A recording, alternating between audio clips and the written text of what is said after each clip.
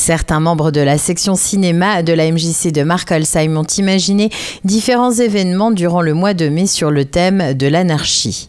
On a commencé à se réunir régulièrement, à travailler le contenu et le fond.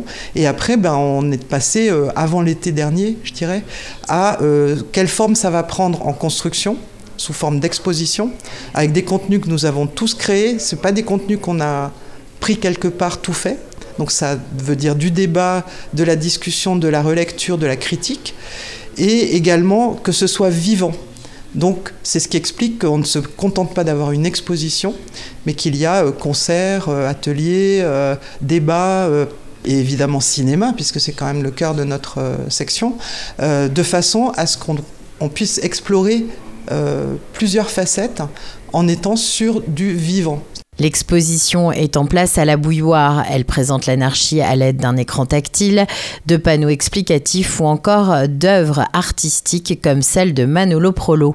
Cet illustrateur bédéiste est aussi un anarchiste convaincu, bien loin des clichés de violence. La violence qu'on attribue actuellement au Black Bloc, c'est une violence circonstancielle.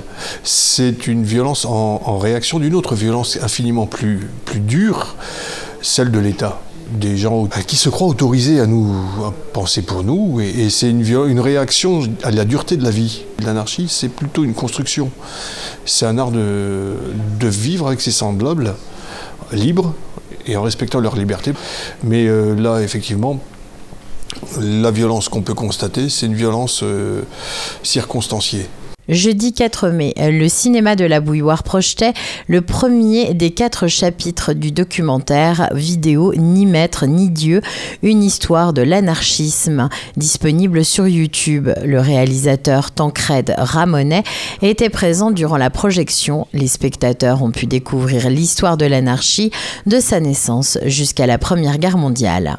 Il n'y avait pas de documentaire sur l'histoire de l'anarchisme. Or, pourtant, on le voit, y compris même dans les dernières manifestations, on a une présence anarchiste qui est de plus en plus forte, une pensée qui touche de plus en plus les jeunes générations, et une pensée qui s'est aussi diffusée, parfois sans toujours dire son nom, qu'on retrouve dans plein de mouvements, dans le mouvement écologiste, dans le mouvement féministe, et parfois féministe radical, dans le mouvement décolonial. Il y a de la pensée libertaire, et donc je trouvais intéressant de revenir sur l'histoire de ce mouvement. D'autres événements sur l'anarchie sont également prévus durant tout le mois de mai. Pour en savoir plus, il faut se rendre sur le site de la Bouilloire dans la rubrique Temps fort.